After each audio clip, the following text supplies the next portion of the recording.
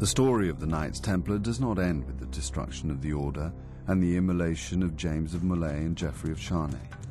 The dramatic rise and fall of one of the most powerful institutions of the day has fascinated people for the last 7 centuries.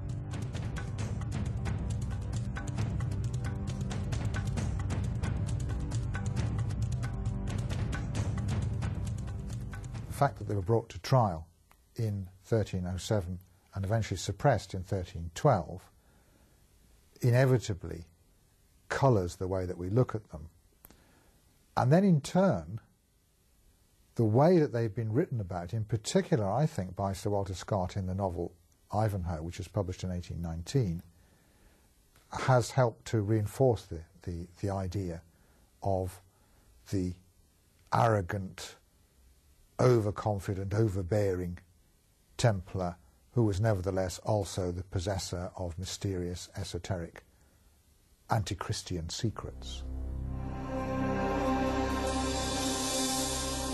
Soon after the abolition of the Knights Templar, legends grew up of escaped Templars, secret societies, hidden treasure, mysterious scrolls, and strange connections to some of the world's greatest religious icons. One of the reasons, I think, for the continuing fascination with the Templars is that they have a long after history, which begins almost immediately with the burning of James of Molay and Geoffrey of Charnay in Paris as relapsed heretics in 1314. Various chroniclers claimed that Molay had brought a curse down upon the Capetian house, and in particular upon Philip the Fair, as well as upon Clement V, calling upon the vengeance of God to bring them before the tribunal of heaven within the year.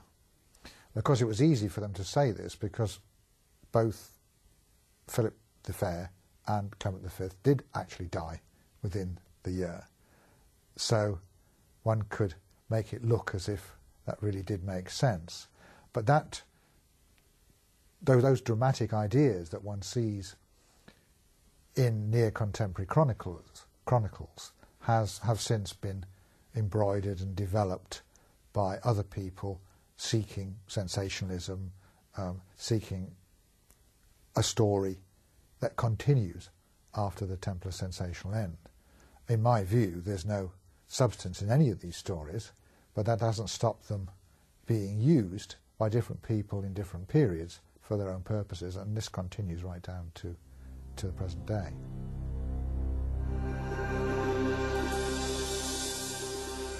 One of the most persistent legends associated with the Templars is their connection with the Shroud of Turin, which for many years was believed to have been the burial shroud of Jesus Christ.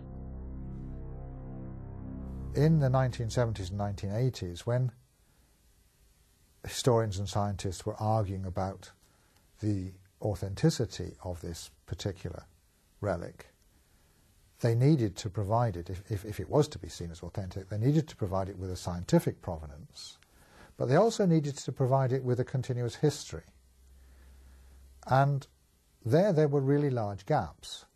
One of those gaps was filled, in some people's view, by the idea that it was the Templars who'd held the Turin Shroud, that they'd seized it during the Fourth Crusade sack of Constantinople in 1204, that they'd kept it secret among their treasures throughout the 13th century, that was the origin of the accusation that they worshipped idols, that they'd made many copies of it and it had been the subject of a cult within the order, and that before the Templars were finally suppressed, they had managed to smuggle it away into the possession of the Charnay family, who were the ones who exhibited in the late 14th century, when it seems to reappear again.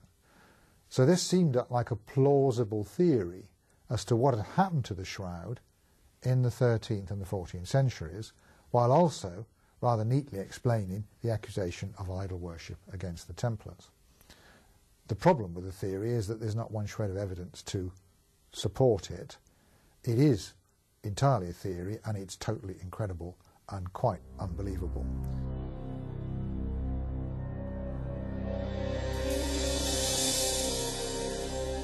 The legend of the Order of the Temple of Solomon lives on through the activities of thousands of modern Templar societies all over the world. Many have charitable aims, and some claim an unbroken link to the last Templars. But it is the Order's role in the Freemasonry movement that has done most to give the Templars worldwide recognition. I don't think that for the rest of the medieval period, and really very much into the 16th and 17th centuries, there's massive interest in the Templars. Where it really revives is in the 18th century, with the growth of Masonic orders, who liked to believe that they were directly linked to the Temple of Solomon and to the Masons who had supposedly built the Temple of Solomon. And in this sense, they looked towards a provenance associated with institutions that had lived in those buildings on the Temple Mount, which the Crusaders had thought had actually been the Temple of Solomon. And of course, they lighted upon the Templars as part of that early history.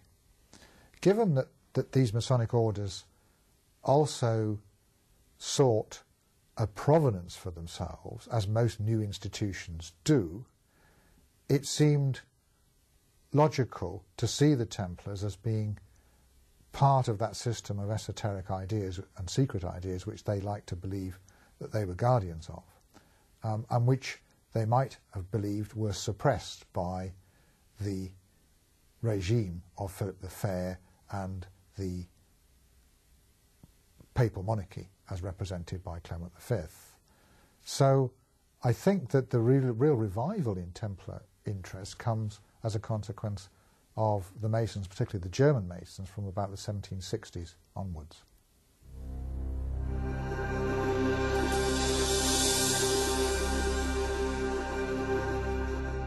Many of the Templar legends begin with the Order's occupation of the Temple platform in Jerusalem. And some people believe the Templar Knights must have excavated beneath the platform. Here the Templars are supposed to have found at one time or another not just the esoteric secrets of King Solomon himself, but even the Ark of the Covenant. But there are several problems with these theories.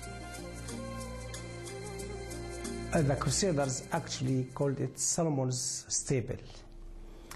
And really, although this name has no base from architecture or historical point of view, because that site, as it is stand today, has nothing to do with Prophet Solomon's. We know that Solomon's developed Jerusalem, but not that site or that area exactly. Although the structure as it is stand today, especially the bases, are Roman, while the upper courses is purely Islamic and from the Umayyad dynasty. One Templar legend is that their vast treasure, together with any esoteric secrets they may or may not have discovered, escaped the clutches of the French king.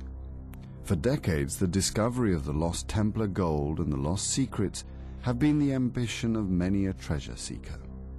Rosslyn Chapel in Scotland, which is the heart of Scottish Freemasonry, is also believed by many to hold those Templar treasures which must have eluded the King of France.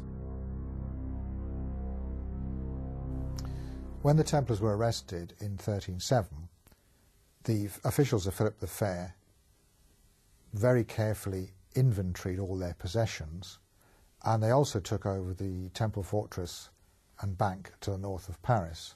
So it seems very unlikely that any substantial part of the Templar possessions was missed by these people. I don't think there's any secret treasure. I think it's much more mundane and straightforward than that. I think simply that the officials of Philip the Fair took over the Templar possessions that they could lay their hands on, which was most of what the Templars possessed in France.